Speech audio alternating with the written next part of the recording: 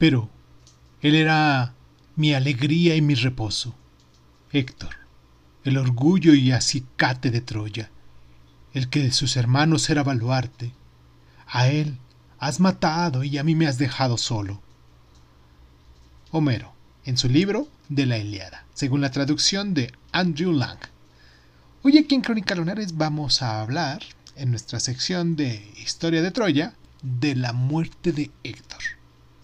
Y sin más ni más, comenzamos.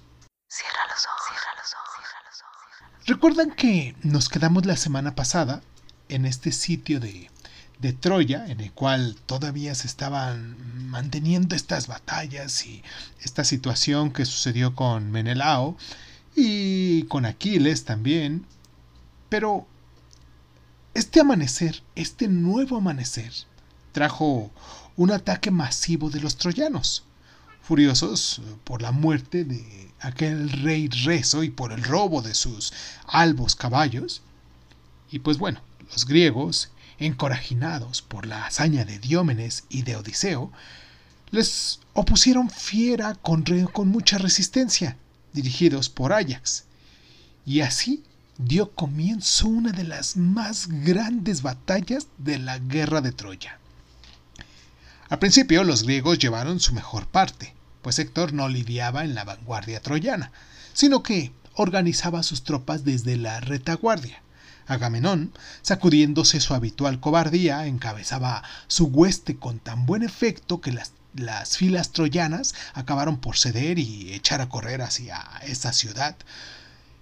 Pero cerca de las puertas, Héctor arengó a sus hombres. Agamenón resultó herido por una lanza de un capitán troyano y se vio obligado a retirarse hacia los barcos en su carro.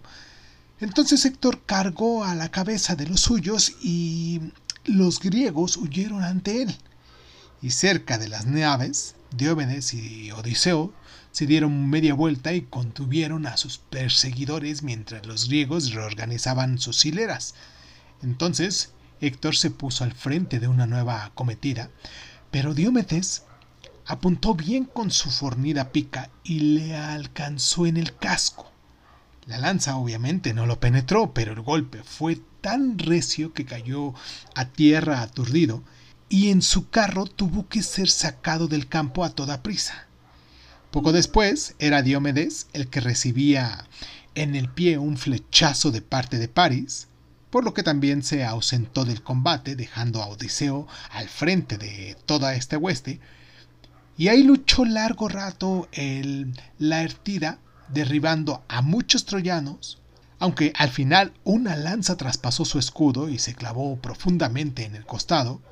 Él mismo se arrancó con un grito de dolor esta lanza y con ella mató al soldado que lo había herido. Luego, cayendo de rodillas en tierra, pidió ayuda a Áyax y a Menelao, que corrieron a socorrerlo. Áyax lo protegió con su enorme escudo mientras Odiseo subía a su carro y Menelao lo condujo a las naves para que le vendasen la herida. Mientras Áyax realizaba asombrosas proezas y mantenía a raya el avance de los troyanos, los reyes heridos discutían acaloradamente junto a las cóncavas naves. «Lo único que podemos hacer es tratar de contenerlos hasta la noche, y entonces botar nuestros barcos y escapar en la oscuridad», les ungió Agamenón. «Deberías estar pidiendo una banda de vulgares cobardes», le apostrofó Odiseo con fiereza, «y no el ejército de los griegos. Lucharemos cada uno de nosotros sin ceder mientras quede en pie un solo hombre. Hasta el último morirá antes que rendirse. Mantente en silencio si no tienes nada mejor que decir. Qué gran ignominia sería que los soldados escucharan al rey de los hombres pronunciar palabras tan villanas». Agamenón, nuevamente obligado por la vergüenza a mostrar coraje, propuso entonces intentar un nuevo asalto, que Áyax dirigió con su acostumbrada bravura. Entonces, enfrentando con Héctor, se alcanzó con una enorme piedra, de forma que lo tuvieron que llevar sangrado por la boca.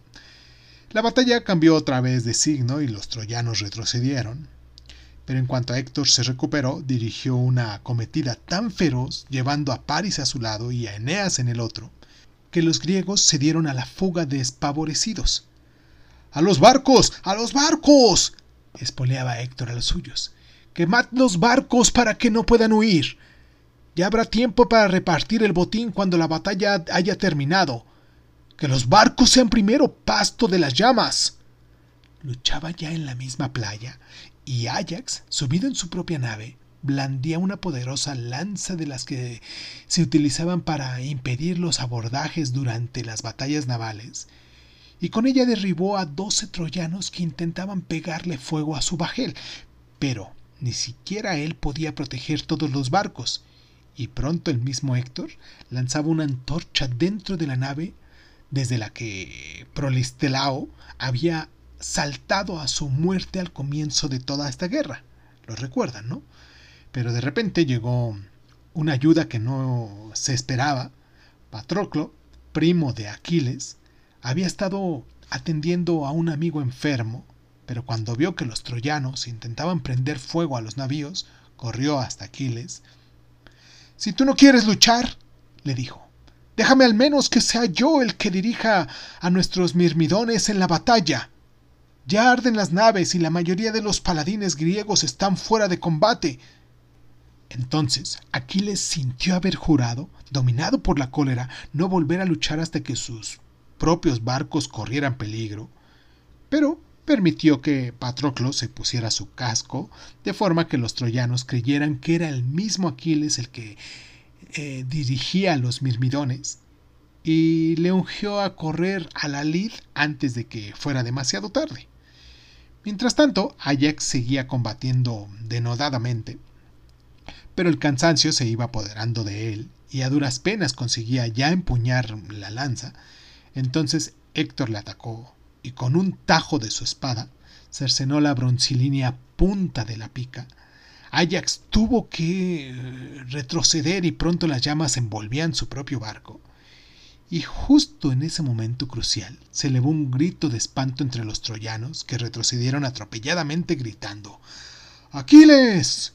¡Aquiles el invencible vuelve a la carga contra nosotros!». Y ahí estaba Patroclo, con la refulgente armadura por todos tan bien conocida, de pie sobre el carro tirado por 2 caballos mágicos que Poseidón había regalado a Peleo. Se lanzó directo hacia las naves y apagó las llamas que consumían el barco que fuera de Prolistelao. Luego hizo girar el carro y dirigió a la hueste griega en una carga tremenda que obligó a huir a los troyanos en cierto desorden por el foso y la ancha llanura. Y por un momento la estampida fue contenida por el rey Sarpedón de Licia, aliado de los troyanos. Se plantó ante Patroclo y se produjo un feroz combate. Patroclo lanzó la primera pica, pero iba desviada y atravesó al auriga del carro de Sarpedón. Este respondió con 2 dardos, uno tras otro, y aunque en su precipitación estos 2 dardos erraron su objetivo, entonces Patroclo arrojó su lanza con todas sus fuerzas y atravesó de lado a lado a Sarpedón, que cayó como un imponente árbol que la afilada hacha del leñador derriba en su montaña. Pero mientras agonizaba en el polvo, exhortó a los suyos: «Seguid peleando, bravos licios. No huyáis porque yo haya caído. No permitáis que mi cuerpo caiga en manos de los griegos, si no debéis honrarlo como un digno funeral». Se entabló entonces una feroz batalla por el cuerpo caído, pero al final los griegos consiguieron arrancarle la coraza. Sin embargo, Apolo, compadeciéndose del campeón, envió al sueño y a la muerte a llevarse el cuerpo por tierra y por mar hasta Licia, donde obtuvo el reposo merecido. Pero Patroclo persiguió a los troyanos en desbandada hasta las murallas de Troya, cuyas mismas puertas intentó franquear, aunque hasta 3 veces fuera rechazado. Entonces Héctor salió como un trueno en su carro por la puerta, cegando las vidas de quienes se interponían en su camino, y se lanzó derecho contra Patroclo, que lo recibió tirándole una pesada piedra que, aunque no alcanzó su objetivo, mató al auriga. Y durante un corto espacio de tiempo de estos dos héroes, pugnaron por el cuerpo del caído. Pero al cabo, los movimientos de la batalla acabaron por separarlos. El sol se hundía en el poniente cuando se volvieron a encontrar. Patroclo había perdido ya su yelmo con el fulgor de la lid y estaba ya herido y cansado. Aún así, acometió a Héctor, que lo recibió a la carrera y lo trasplantó de parte a parte con su lanza. Patroclo cayó exánime a la tierra, y mientras el hijo de Priamo se cernía sobre él con la espada desenvainada, exclamó: «No te jactes en demasía por tu victoria, noble Héctor, pues el imperioso destino así lo ha decretado, destino al que ningún hombre se puede sustraer. Bien sabes que tú mismo no vivirás mucho tiempo, pues ya la muerte viene de camino del reino de Hades, y a manos del gran Aquiles tú has de sucumbir». Así pereció Patroclo, y su auriga condujo los mágicos caballos blancos fuera de la batalla, y llevó la funesta noticia a Aquiles, que estaba sentado en la soledad de su tienda. Cuando Aquiles supo que su amado primo había muerto, escondió la cara entre las manos y se puso a llorar. De inmediato, mientras seguía ahí sentado, su madre, la ninfa marina Tetis, se llegó hasta él y durante largo tiempo intentó en vano consolarlo. «Déjame morir, se quejaba Aquiles. «No he sido capaz de salvar a mi amigo de la parca y por culpa de mi necia cólera está muerto. No quiero más que aniquilar a Héctor por lo que ha hecho». Entonces, desarmado como estaba, Aquiles salió corriendo de su tienda y se encaramó a la empalizada. Ahí se paró, espigado como un dios, con el rojo atardecer ardiendo a sus espaldas. A sus pies en la llanura vio la batalla que se enconaba ferozmente. Vio que Héctor había despojado de la armadura el cadáver de Patroclo, la armadura dorada de los inmortales que le había regalado a Peleo, y también vio que los griegos, que seguían conducidos por Áyax, pugnaban por rescatar el cuerpo desnudo y mutilado del héroe muerto y llevarlo a su campamento. Aquiles vio y su poderosa voz lanzó un alarido que resonó como una llamarada de un clarín por todo el campo de batalla, y el trueno que retumbaba en el monte Ida no parecía sino un eco a comparación de este grito.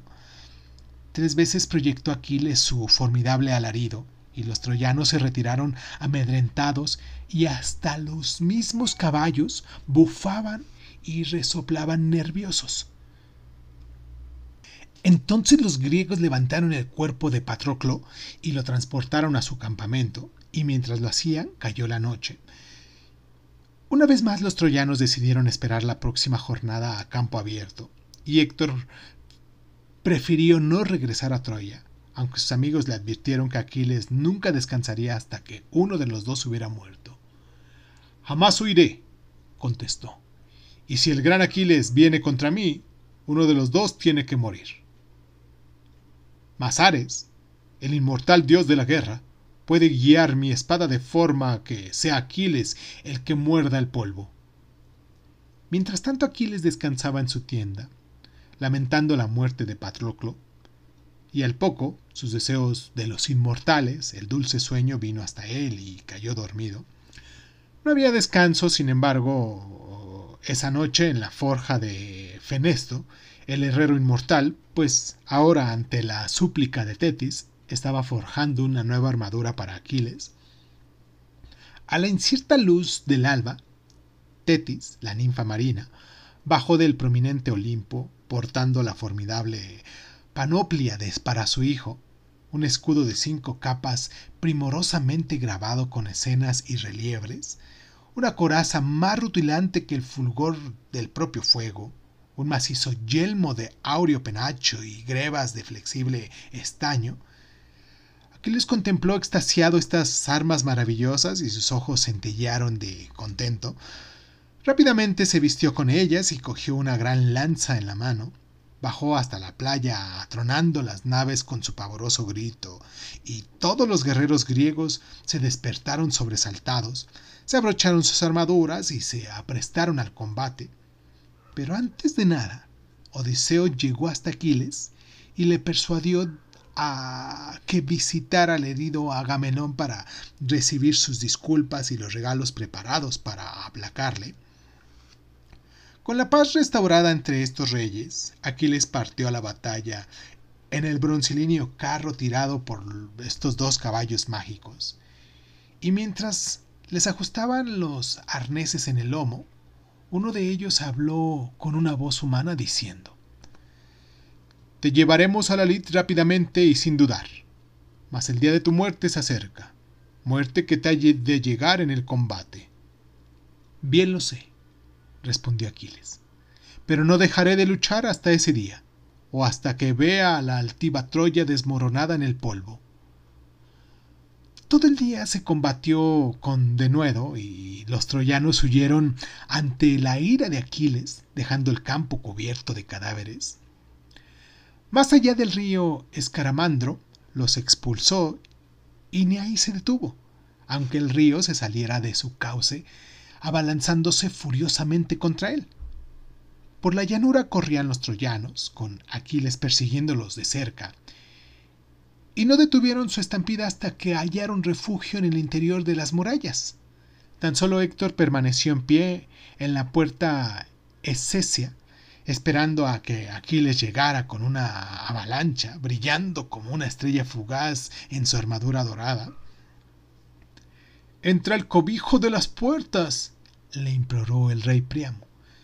«Este hombre terrible ha aniquilado a muchos de mis hijos, y si acaba contigo también, ¿quién me quedará para que alivie mi vejez?». Pero Héctor no quiso escuchar y se adelantó para recibir a Aquiles, dejando a Príamo y a Hecuba en el baluarte de la puerta, junto a Andrómaca y a las demás mujeres troyanas. Los dos héroes se encontraron cerca de donde un arroyuelo surge de la llanura junto a una pequeña arboleda. En el ardor del combate, desaparecieron de la vista más allá de una alta torre de las murallas. Aquiles lanzó su pica y falló, y Héctor respondió arrojando la suya, que no consiguió traspasar el maravilloso escudo. Entonces Héctor desenvainó su espada, pero Aquiles tenía una segunda lanza que le clavó profundamente a su rival en el momento en el que éste se precipitaba contra él. Héctor cayó en el polvo, y Aquiles le espetó: «Asesino de Patroclo, los perros y las aves carroñeras arrancarán la carne de tu cadáver sin enterrar». «No cometas esa gran infamia», suplicó Héctor. «Acepta el rescate de oro que mi padre te ofrecerá por mí y deja que mi cuerpo se consuma en una pira en Troya». «Perro, aun si Príamo me ofreciera tu peso en oro, dudo que bastara para salvarte de los canes», le gritó Aquiles vengativo. «Acuérdate de mí cuando Paris te mate junto a la puerta Esea», le respondió Héctor con voz que se apagaba, tras lo cual, echando hacia atrás la cabeza, expiró. Entonces Aquiles le perforó los tobillos. Tras despojarle de la armadura, los ató a su talaji a la puerta trasera del carro y lo arrastró triunfalmente en torno a las murallas de Troya. Andrómaca, lanzando un aullido de espanto, perdió el sentido y Príamo y todos los troyanos rompieron a llorar amargamente. Al día siguiente, Aquiles quemó el cuerpo de Patroclo en una gran pira funeraria y sacrificó 12 prisioneros de guerra a su espíritu, un acto tan ignominioso que hasta el mismo Zeus apartó la mirada consternado, y organizó juegos en honor de Patroclo, y todos los reyes y héroes griegos tuvieron que participar. Todos los días Aquiles ultrajaba el cadáver de Héctor, arrastrándolo en torno a las murallas de Troya, hasta que los inmortales mismos se indignaron y enviaron a Tetis para que le exigiera a su hijo que entregara el cuerpo a fin de que recibiera un funeral apropiado. Pues sin la cremación, tanto los griegos como los troyanos creían que el espíritu no conseguía alcanzar el reino de Hades, a través del cual todos tienen que pasar, incluso aquellos destinados a habitar las islas de los benditos y los dulces campos elíseos. Y bueno, esa noche el rey Príamo atravesó las líneas de los griegos y se presentó en la tienda de Aquiles, arrodillándose a sus pies. Besó las manos temibles que habían matado a su hijo y lloró en silencio. Aquiles se acordó entonces de su anciano padre, llamado Peleo, que esperaba solo en la distancia el Hade, y también vertió lágrimas e hizo levantarse al abatido rey con palabras corteses. Le dio comida y bebida y lo envió de vuelta a Troya con todos sus hombres. Por la mañana ordenó a Briseida y a las otras siervas que lavaran el cuerpo de Héctor y lo ataviaran con finas telas. Y a continuación dispuso una enorme balanza bajo los muros de Troya y colocó el cadáver en uno de los platos, pues había jurado que solo entregaría el cuerpo de Héctor a cambio de su peso en oro. Después de que Príamo vaciara su tesoro para compensar la carga, la balanza seguía vaciando sin terminar de nivelarse.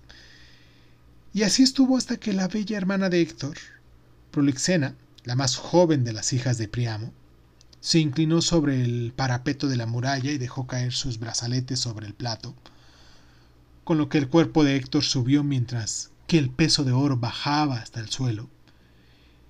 Y entre grandes lamentos metieron por fin el cuerpo de Héctor en Troya, y la hermosa Helena, inclinándose sobre él, exclamó: Héctor, de mis hermanos de Troya el más querido desde que Paris aquí me trajo.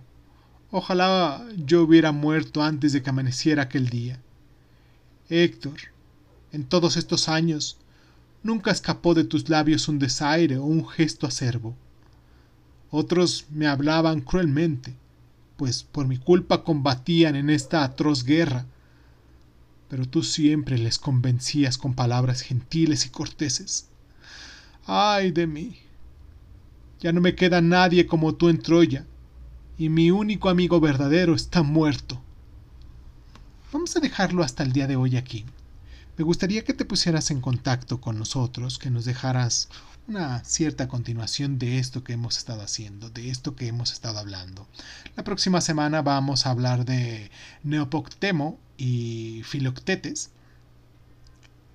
Y pues nada, me gustaría mandar un abrazo a todos los lunares que se toman el tiempo para descargarnos, para estar ahí con nosotros, para llevarnos en sus actividades diarias.